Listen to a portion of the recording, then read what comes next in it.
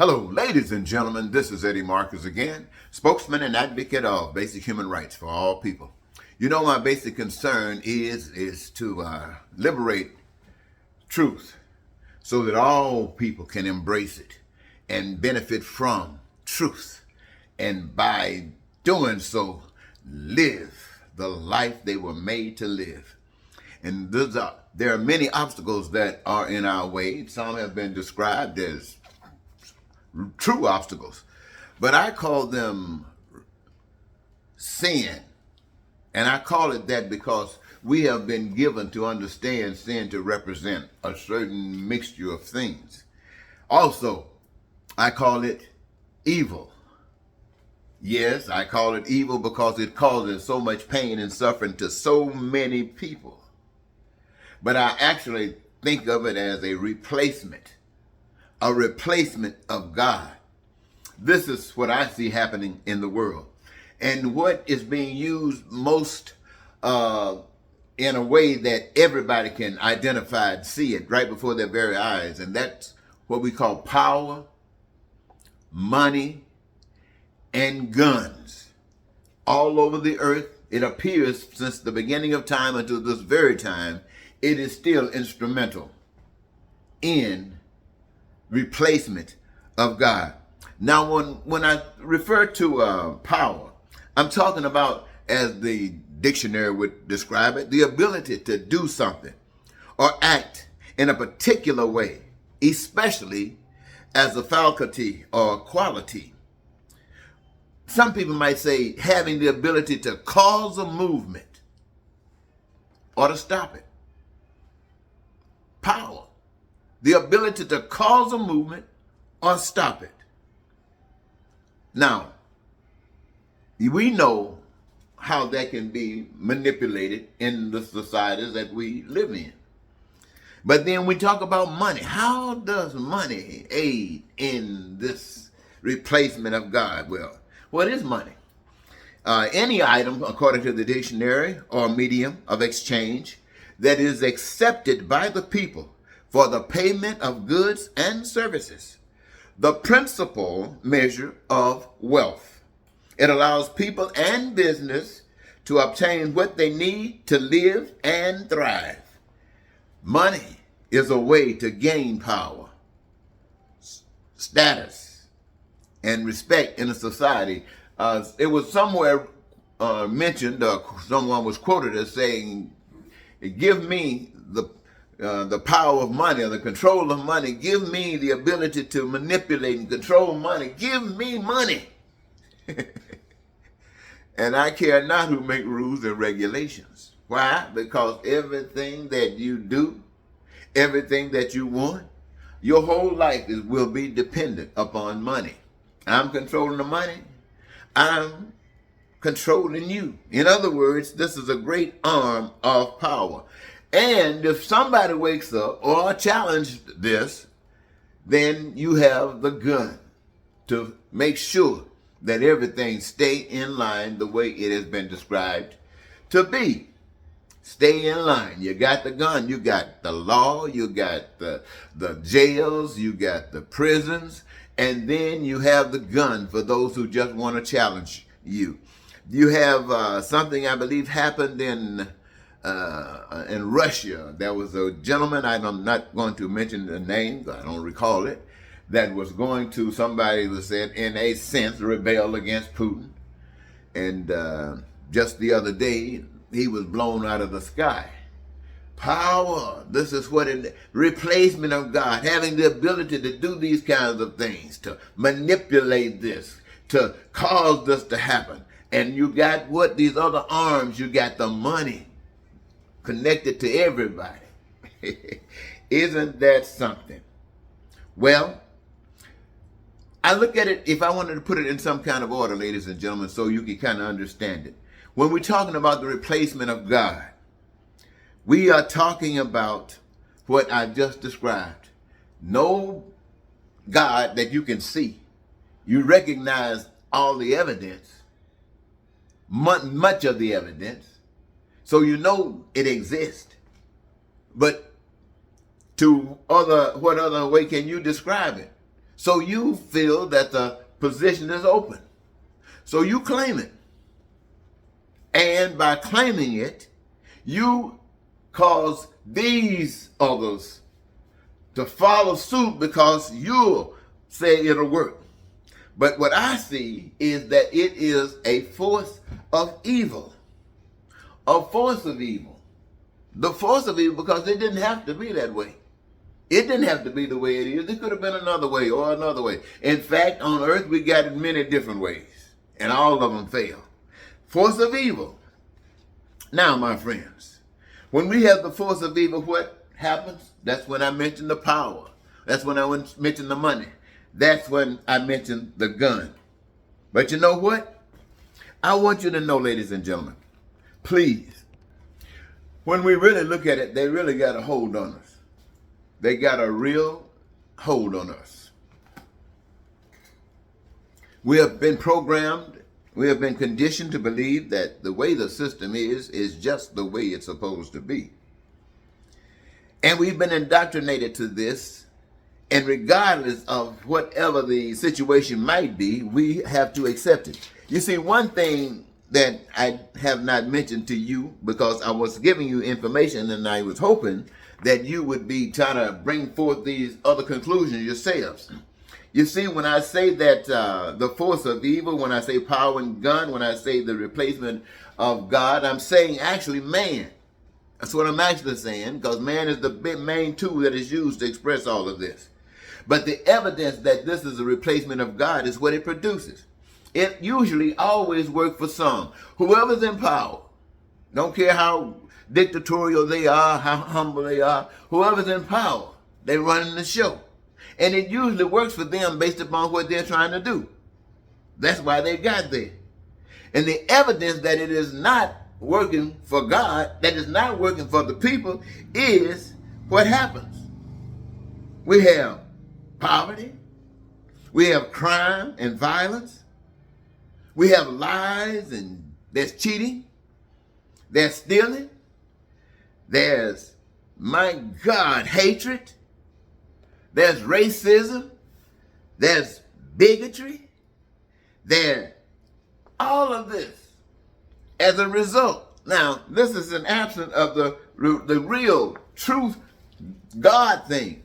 Now, because we do not know who we are and what we ought to be about, because we are limited by our system, by those who want to power us and control us, because we have our hands in chains, we're missing life. You see, all over the world, right today, you know, the storms, the hurricanes, the floods, the cities, the states, the towns, everything is being washed away.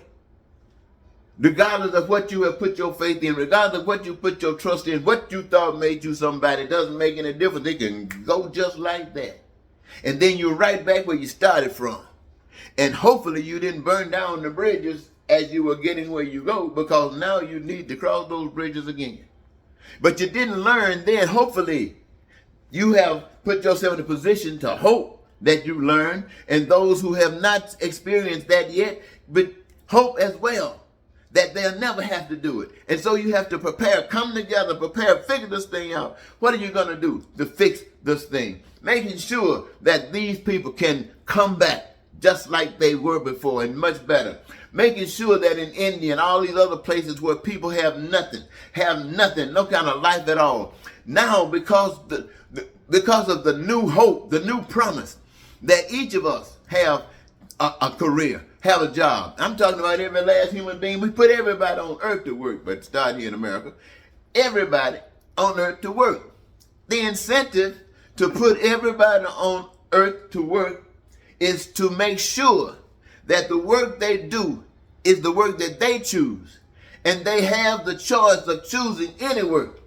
Hopefully, the work that gives them their greatest joy, that makes them want to get up in the morning, makes them want to, whenever the time calls for them to exercise their great gift, to give their great joy and love to the world, because the world needs it, and they know it, and they know it all comes back. Whew. To choose that. That's the incentive. Not making money. Money, what money got to do with anything?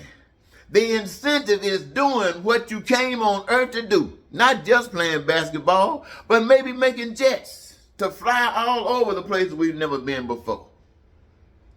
This, my friends, the opportunity now is wide open. So you got everybody doing everything. You making your reservoir of goods and services, your dreams and aspirations. I'm telling you, you are creating whatever your imagination will say. Let's bring forth. And here it comes.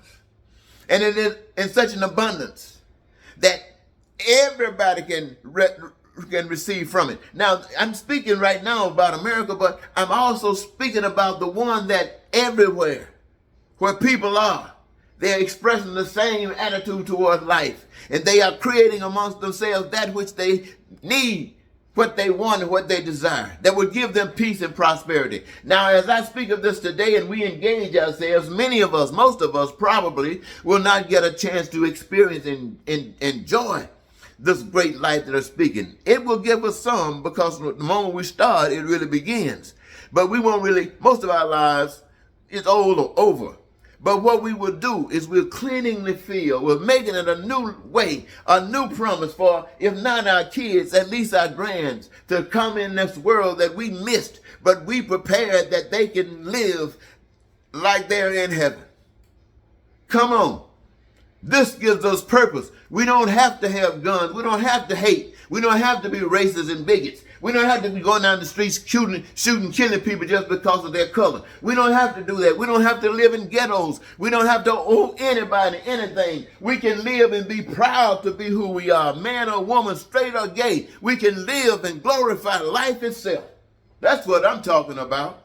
I know nobody thinking about that dumb shit Donald Trump talking about. I know y'all excuse that a little bit for those of you who didn't like that's the last few words I just said, but I'm telling you, I'm from the streets, and that was the way you spoke, and they understood it. So I just speaking to them so they can understand. All right? All right. Ladies and gentlemen, I'm going to pause for a second. Yes, I'm glad I paused. That's one other thing I want to end with. This wonderful life that I just shared with you. And what we have, the hills and the mountains that we have to climb to cause that to happen. I want you to know that it is divine for these things to happen. The secret is, once you made up your mind and made the decision, you get on that path. For you, everything is going to be wonderful, regardless of how bizarre, but regardless of how, if you weren't on this path, you see this as being stupid, you will feel free. You'll feel emboldened. You'll feel blessed doing what is right once you made your decision and you know what it's all about. So I want you to know that this is the secret blessing that other folks don't know about because they are not in that aura. But I also want you to know that this is so real till anybody gets in it is satisfied. Everybody is going to die. When you get in this path, you have chosen how you want to die. You wanted to be known that you stood for what was right. You brought life and not pain and suffering. And if you brought any, it was to those who were denying the truth. And you didn't bring that, truth brought that. And if, and I promise you, they decide who the enemy of the truth, that you must die, that they must kill you, God will allow it to happen. Now, let me tell you why I know God will allow it to happen. Because in my lifetime, I heard of a few men like Gandhi. I heard of Dr. Martin Luther King Jr. I heard of a man like Malcolm X. And I heard a lot of other people who are not as renowned because they weren't leaders per se as these who were held up for everybody to know. They were just taken out. And God allowed it to happen. For many of you might say, well, they were so wonderful. Why did God allow them to die? God allowed them to die because they were that wonderful. They were that wonderful to die. My goodness. They died for us. To tell us that there's a better way. They saw it. And they turned this crap loose. They allowed themselves to be blown away from here so they can be set free to go wherever they were supposed to go. That was a message to us. And God will allow that to happen. And for some of those of you who are religious, that, especially Christianity, said that God allowed his only begotten Son, whatever that means, allowed his only begotten Son to go up on the cross as a symbol to all of the world, that if you walk according to love, love will free you. As my son has just shared with you, that I am real, and there I am, and there we are together. So, consider it a blessing if you can stand up for righteousness, for God, for love, to the point that you would gladly give up your life, baby. You got the victory. I want to thank you so very much. Until next time, this is Eddie B saying goodbye for now.